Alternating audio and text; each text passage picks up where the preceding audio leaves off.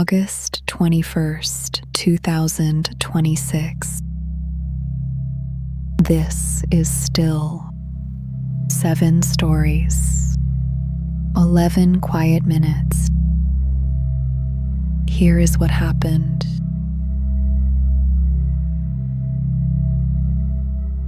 IndyCar is racing on the National Mall in Washington this weekend.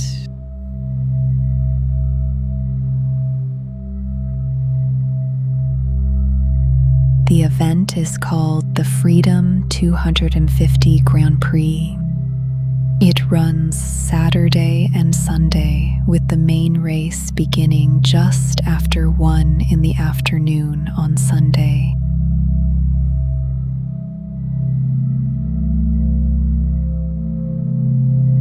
Cars will follow a 1.7-mile course past the Capitol building, completing 147 laps.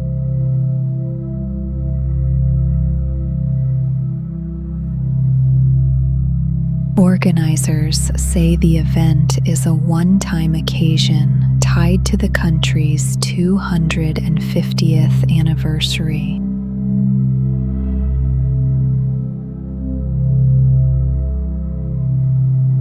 The race will be broadcast live on Fox.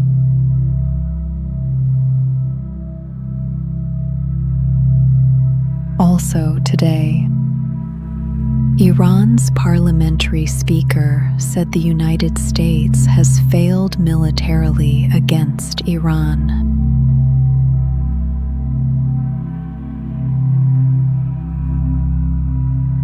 Speaking in Iraq, the speaker said Washington's turn to economic threats proves it cannot win in the field.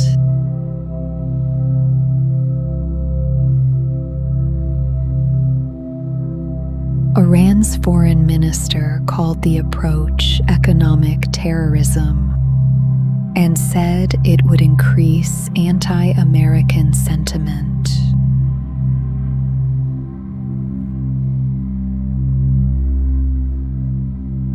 The United States this week threatened severe sanctions on any country that continues to do business with Iran.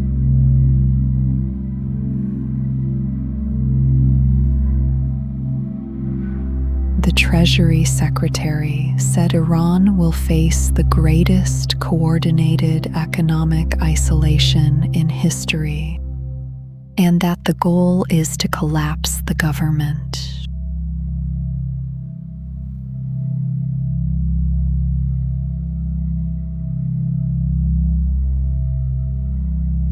Israeli settlers have returned to a closed West Bank settlement for the first time in 20 years.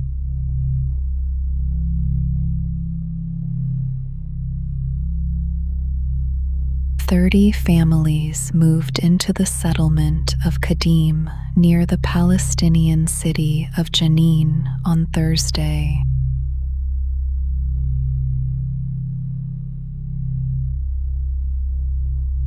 The settlement was shut down in 2005.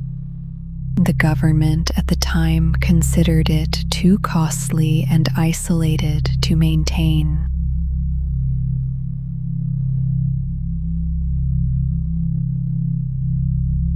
Israel's current government overturned the ban on Jewish settlements in that area, and Kadim is the last of 4 closed sites to reopen.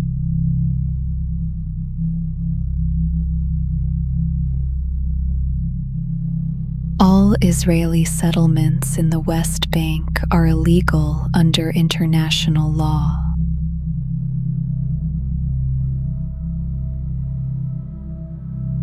Meanwhile, surveillance cameras that automatically read license plates have spread to more than 130,000 locations across the United States.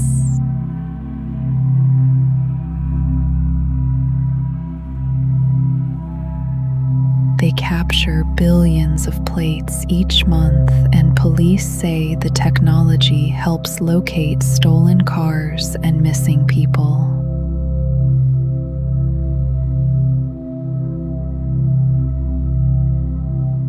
Critics say it lets law enforcement reconstruct where any person has been at any given point in time. And the technology has been misused to track ex-partners and monitor a woman suspected of having an abortion.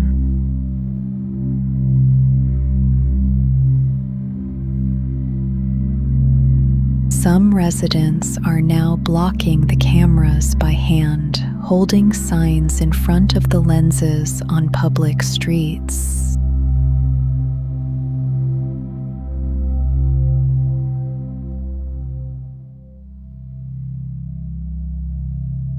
North Korea launched about a dozen short-range ballistic missiles toward the sea.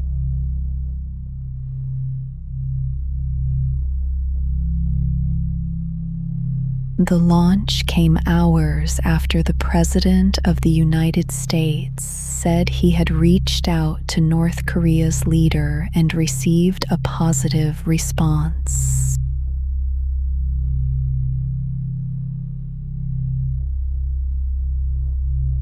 The United States and South Korea had already cut their joint military exercises short by 6 days as a gesture toward Pyongyang.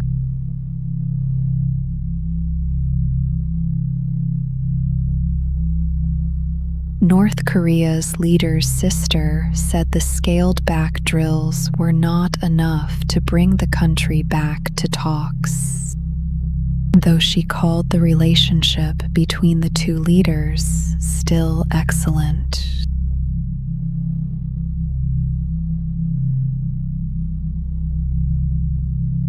Analysts say Pyongyang is raising the price of any meeting, not closing the door to one.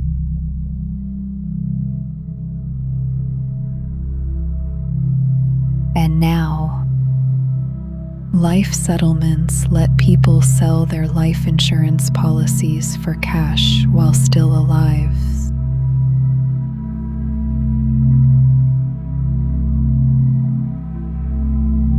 A buyer pays a lump sum, then collects the death benefit when the original policyholder passes.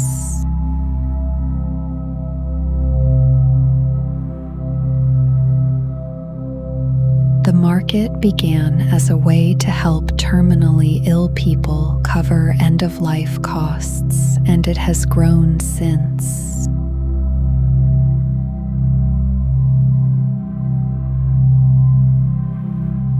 Sellers typically receive more than the policy's surrender value, but less than its full death benefit.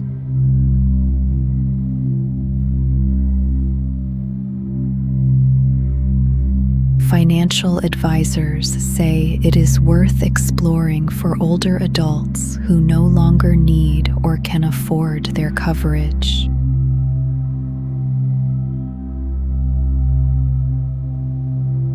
And finally, storms knocked out power across northwestern Indiana 10 days ago.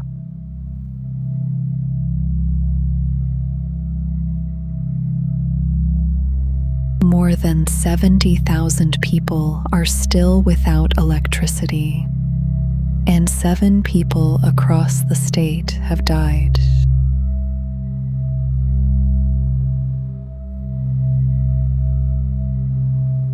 Winds reached about 100 miles an hour, and at their peak, around 300,000 customers lost power.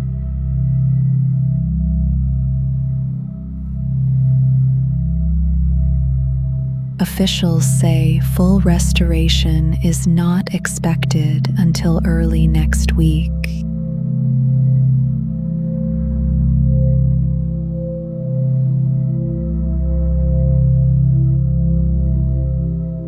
Here is what happened.